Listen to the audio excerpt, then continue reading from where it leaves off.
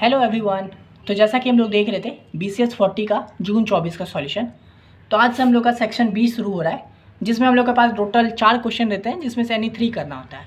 ठीक है, तो यहाँ पे देखिए क्वेश्चन नंबर 7 क्या कह रहा है। In an experiment to study whether city smoke affects health the following data was collected using use chi square test to test the hypothesis that city smoke has effect on health at 5% level of significance। देखिए ये जो chi square है ना, ये most important है। एक chi square हो गया और एक और होता है वो अनोवा। ठीक है, तो ये दोनों जो है मोस्ट इंपॉर्टेंट है। ये 10 मार्क्स का क्वेश्चन आना ही है इसमें, या तो दोनों में से कोई एक आए या फिर दोनों आ जाए। दोनों आ गया तो अच्छा लगे आप लोग का। ठीक है, तो ये फिक्स है आना, 100% फिक्स है कि आएगा ही काई स्क्वायर का।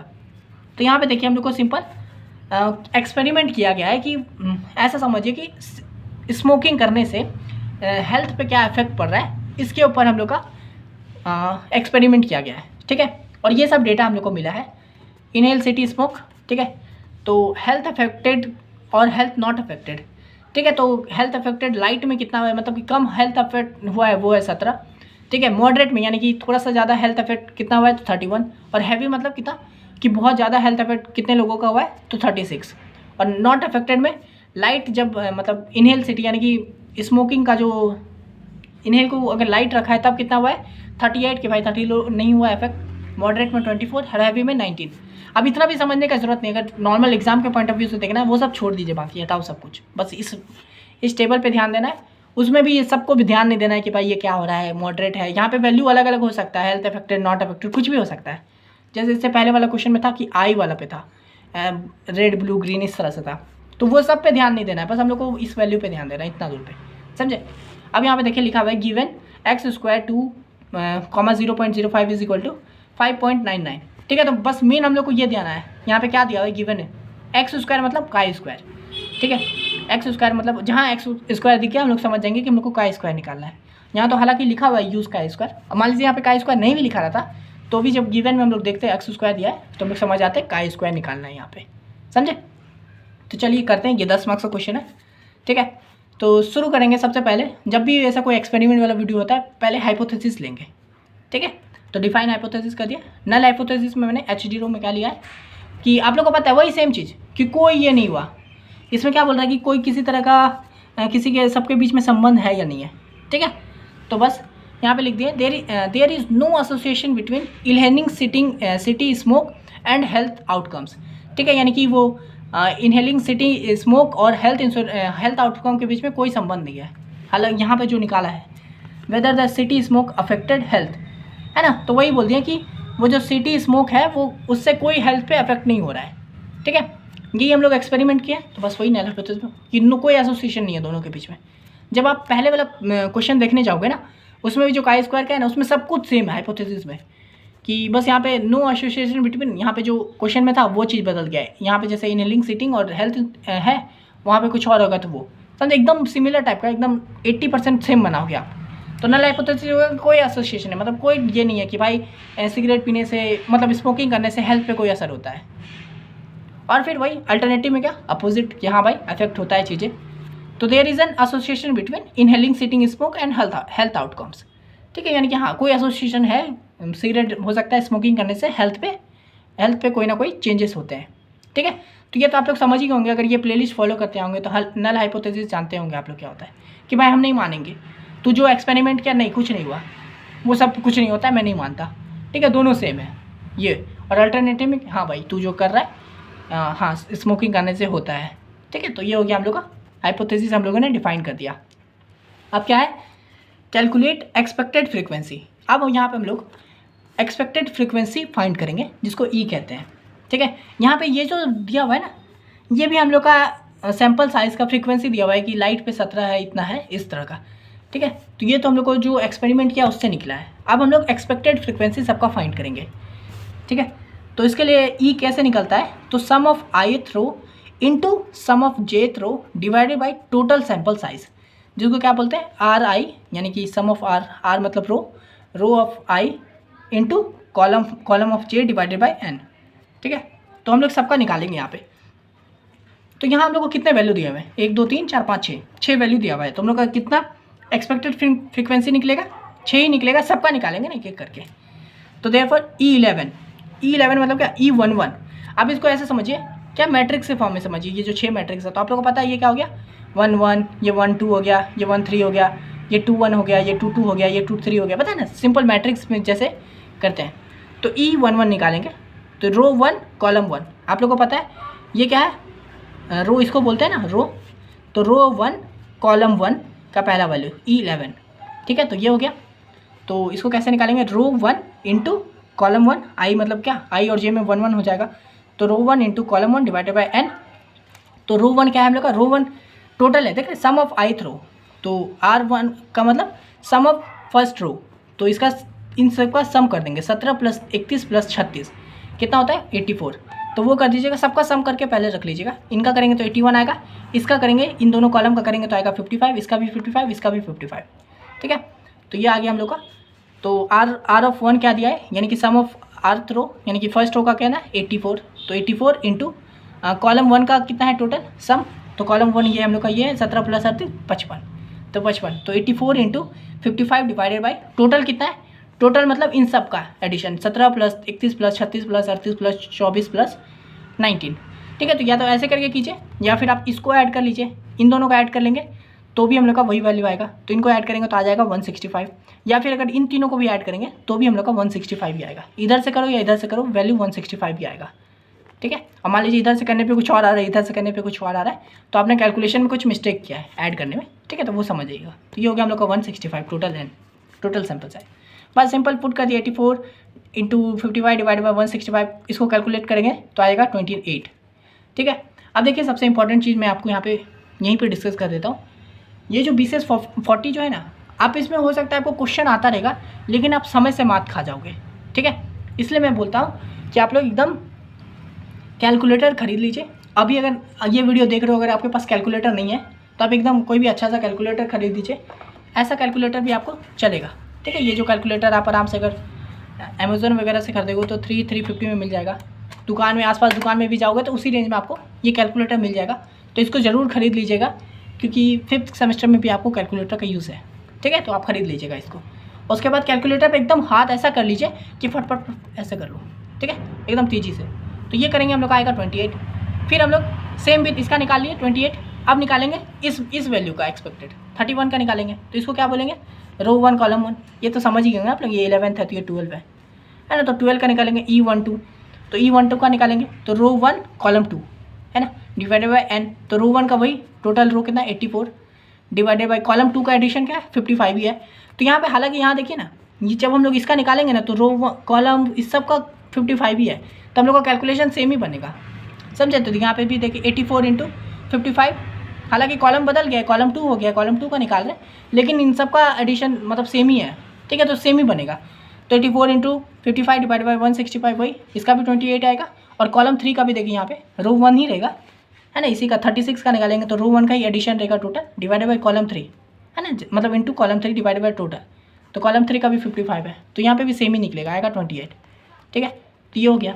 अब देखिए इन तीनों का हो गया, अब निकालेंगे 38 का, तो इसको क्या बोलते हैं 2 1, मतलब सेकेंड रो फर्स्ट कॉलम, तो 2 1 हो गया। तो E21 का निकालेंगे रो 2 into column 1 divided by n, तो रो 2 का एडिशन, तो रो 2 कितना है 81 है, तो 81 इंटू कॉलम 1 का एडिशन वही 55 डिवाइडेड बाई 165 टोटल, इसको फाइंड करेंगे आएगा 27। अब देखिए इसको ना यहाँ पे ज़रूरी नहीं है आप E21 को ऐसे लिखो रो 2 इंटू कॉलम, आप डायरेक्ट ये लिख सकते हो E2 = 81 इंटू 55 डिवाइडेड बाई 165, आपको ज़रूरी नहीं है ये वाला लिखना, आप डायरेक्ट ऐसे लिख सकते हो E1 क्या हो गया 84 इंटू 55 डिवाइडेड बाई 165, ये तो मैं आप लोग को समझाने के लिए लिखा हूँ इतना, ठीक है, आप डायरेक्ट लिख सकते हो।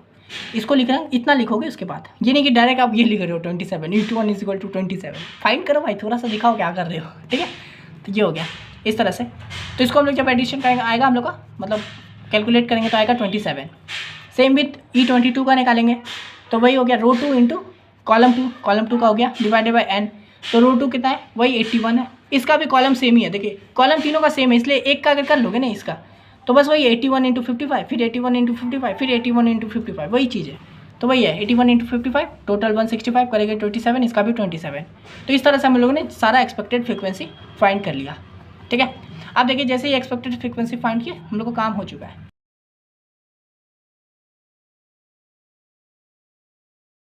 अब बस वैल्यू में पुट कर देना है। तो थर्ड स्टेप है कैलकुलेट काई स्क्वायर स्टैटिक्स, यानी कि अब हम लोग काई स्क्वायर को फाइंड करेंगे, एक्स स्क्वायर को फाइंड करेंगे। तो यहाँ हम लोग को टेबल बनाना होगा जिसमें होगा सबसे पहले ऑब्जर्व फ्रीक्वेंसी, जिसको हम लोग ओ मानेंगे, मतलब जो ओ होगा। तो ऑब्जर्व फ्रीक्वेंसी मतलब जो हम लोग को पहले दिया हुआ है ये, तो इसको हम लोग लिख देंगे 17, 31, 36, 38, 24, 19। ठीक है, इसी फॉर्म में लिखेंगे। तो 17, 31, 36, 38, 24, 19 ये हम लोगों ने ऑब्जर्व फ्रीक्वेंसी बना दिया। अब दूसरा कॉलम बनेगा एक्सपेक्टेड फ्रीक्वेंसी का, यानी कि ये जो हम लोग फाइंड किए हैं फ्रीक्वेंसी, एक्सपेक्टेड फ्रीक्वेंसी वो। तो ई क्या है हम लोग का सबसे पहले, अब यहाँ पे सही से देखना, E11 का है 28, तो 28, फिर E12 का है 28, इसका भी 28, तो 28, 28, 28, फिर E21 का है 27, 27, 27, तो इनका है 27, 27, 27। तो इस चीज़ का हम लोग लिख दिया एक्सपेक्ट सबका। जब 17 रखे थे तो एक्सपेक्टेड फ्रीक्वेंसी कितना है 28 है, जब 31 रखे तो इससे। तो इस तरह से हम लोगों ने एक्सपेक्टेड फ्रीक्वेंसी फाइंड कर लिया। अब क्या करेंगे, ओ माइनस ई कर देंगे, यानी कि ऑब्जर्व माइनस एक्सपेक्टेड। तो ओ माइनस ई करेंगे तो 17 माइनस 28। ठीक है, ध्यान रखिएगा ई माइनस ओ मत कर दीजिएगा, ओ माइनस ई। 17 माइनस 28 करेंगे 11, 31 माइनस 27 3, इन सब का करेंगे तो 8, 11 माइनस 3 माइनस 8, तो ये हम लोग का ओ माइनस ई निकल गया। अब क्या फाइंड करेंगे, ओ माइनस ई का होल स्क्वायर। ठीक है, तो ओ माइनस ई का होल स्क्वायर मतलब इसका स्क्वायर कर दीजिए। तो माइनस 11 का स्क्वायर क्या हो गया 121, 3 का स्क्वायर 9, 8 का 64, 11 का, इस तरह से हम लोग का ओ माइनस ई का होल स्क्वायर निकल गया। अब क्या है, ओ माइनस ई का होल स्क्वायर डिवाइडेड बाई ई। ठीक है, ये भी फाइंड कर लेंगे हम लोग यहीं पे। ठीक है, तो ओ माइनस ई स्क्वायर दिया है, डिवाइडेड बाई ई कर देंगे, यानी कि इसके साथ डिवाइड कर देंगे। तो 121 डिवाइडेड बाई 28 जब करेंगे तो क्या आएगा 4.32। यहाँ पे करके दिखा देता हूँ मैं एक बार, ये देखिए क्या है ओ माइनस ई का वैल्यू स्क्वायर, तो 121 डिवाइडेड बाई कितना ई कितना दिया हुआ है 28 दिया हुआ है ना, तो डिवाइडेड बाई 28, तो 28 कर देंगे तो क्या आएगा 4.32147 जो भी आ रहा है, तो यहाँ पे लिख देंगे 2 डिजिट 4.32। इसी तरह से इसका करेंगे 9 डिवाइडेड बाई 28, एक और मैं करके दिखा दे रहा हूँ, 9 डिवाइडेड बाई 28 ये करेंगे तो कितना आया 0.32, तो 0.32। इसी तरह से सबका फाइंड कर लेंगे हम लोग। ठीक है, अब देखिए फिर लास्ट में क्या करेंगे, एक्सपेक्टेड फ्रीक्वेंसी का कितना है ऐड करने पे। तो ये देखिए ऑब्जर्व फ्रीक्वेंसी का याद है मैंने क्या बोला था, जब ऐड किए थे तो 165 आया था, तो एक्सपेक्टेड का भी वही आएगा, समझे, ऐड करने पे 165 ही आएगा आपका। तो 165 आया इसका, और फिर इसका हम लोग टोटल फाइंड कर लेंगे, तो यह है 14.1, सबको ऐड करने पे 14.1 आएगा। ठीक है, अब देखिए हम लोग काई स्क्वायर का बस वैल्यू में पुट कर देंगे। तो काई स्क्वायर का फॉर्मूला क्या होता है, X square is equal to sigma of O minus E का whole square divided by E. समझे, ये होता है एक्स स्क्वायर का मतलब काई स्क्वायर का फॉर्मूला। इसलिए मैं यहाँ पे इस टेबल में ये फाइंड कर लिया था, ये यहीं पे फाइंड कर लिया और यहाँ पे ये एडिशन कर दिया, बस वैल्यू पुट कर देना है। ठीक है, इसलिए सारा काम मैं यहीं पे कर लिया था टेबल में ही। तो बस यहाँ पे sigma of O minus E का होल स्क्वायर डिवाइडेड बाई ई। तो सिग्मा मतलब क्या हो गया, सबका एडिशन, इन सबका जितना भी वैल्यू उसका एडिशन। तो एडिशन भी करके हम लोग यहाँ पे फाइंड कर लिए थे, तो आ गया 14.1। तो बस यहाँ पे डायरेक्ट लिख दो 14.1, तो ये हम लोग का काई स्क्वायर का वैल्यू आ गया, समझे। अब बस यहाँ पे फोर्थ स्टेप होगा हम लोग का फ्रीडम निकालेंगे, डिग्री ऑफ फ्रीडम क्या है। तो the degree of freedom DF means, DF का क्या होता है formula R-1 into C-1। R मतलब क्या रो और C मतलब कॉलम, तो R-1। तो R यहाँ पे हम लोग का कितना दिया है, रो कितना दिया है 1 2। ठीक है, रो हम लोग का 2 दिया हुआ है ना, 1 2, सॉरी यहाँ पे देखिए ये 2 हो गया, रो हम लोग का 2 दिया है, कॉलम 3 दिया हुआ है। ठीक है, तो 2 मतलब बस लिखने में इधर उधर हो गया था।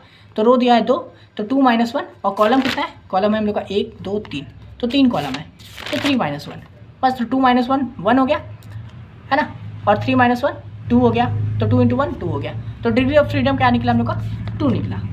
ठीक है, अब यहाँ देखिए ये जो हम लोग को गिवन दिया हुआ था, यहाँ पे आप समझ गए एक्स स्क्वायर तो समझ गए होंगे, पर ये क्या है इसमें कंफ्यूज हो गए आप लोग। तो यहाँ पे देखिए ये जो 2 दिया है ये डिग्री ऑफ फ्रीडम है हम लोग का, समझे।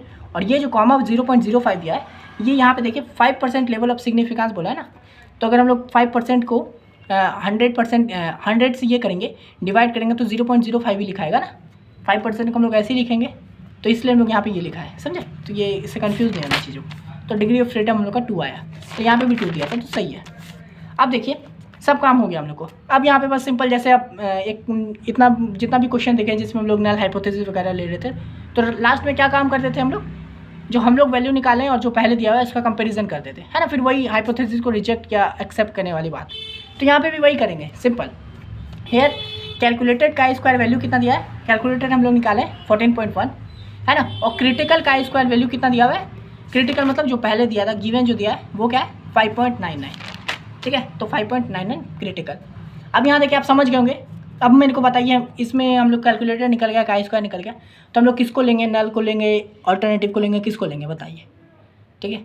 अगर आप समझ गए किसको लेंगे तो ठीक है, बहुत अच्छी बात है, पढ़ते सही से पढ़ते आ रहे हो, ठीक है।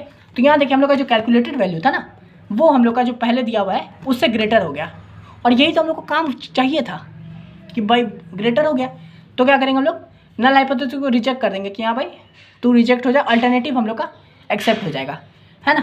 तो वही लिखे, सिंस द कैलकुलेटेड का square value is greater than the critical value, calculated जो निकाले वो हम लोग का क्रिटिकल से ज़्यादा है, तो so we reject the null hypothesis. और जब छोटा था तो याद है हम लोग रिजेक्ट नहीं कर पाए थे नल हाइपोथेसिस को, तो यहाँ पे तो हम लोग रिजेक्ट कर दिए कि नल हाइपोथेसिस को। इसका मतलब हम लोग किसको लेंगे, तो आगे लिख सकते हैं, सो वी एक्सेप्ट कितना अल्टरनेटिव हाइपोथेसिस, यहाँ पे आगे लिख सकते हो। मैं क्या बोला, ये आपके ऊपर, इसको आप कैसे भी लिख सकते हो, ये अपना लिखने का तरीका है, ठीक है। तो so we reject the null hypothesis, तो इसका मतलब क्या हुआ, therefore we conclude that there is an association between, है ना। अल्टरनेटिव क्या बोला था कि उनके बीच में कोई एसोसिएशन है, तो बस वही लिखे, there is an association between inhaling sitting smoke and health outcomes, बस वही पे लास्ट में लिख दीजिएगा एट अ 5% सिग्निफिकेंस लेवल, समझे। तो बस यही था क्वेश्चन, सिंपल था, 10 मार्क्स का क्वेश्चन है, बहुत अच्छा है, आराम से बना सकते हो, और ये प्रीवियस में भी कई बार आ चुका है, तो आप आराम से देखिए कर लोगे, समझे। 10 मार्क्स तो ऐसे ही फिक्स है हाथ में। तो इस वीडियो को लेते हैं, आशा करते हैं वीडियो समझ में आ गया होगा। बाकी प्लेलिस्ट को भी ज़रूर देखिएगा, ठीक है, बाकी क्वेश्चन को भी ज़रूर देखिएगा, उसमें भी का स्क्वायर को है, तो आप और अच्छे से समझ जाओगे, उसके बाद आप एकदम ईजी रहेगा काम। बस यही ध्यान रखना है, कैलकुलेटर और हाथ स्पीड, एकदम कैलकुलेटर पे ऐसे काम करना है जैसे आप गले पे बैठते हो, ठीक है, एकदम ऐसे करके एकदम स्पीड में, ठीक है।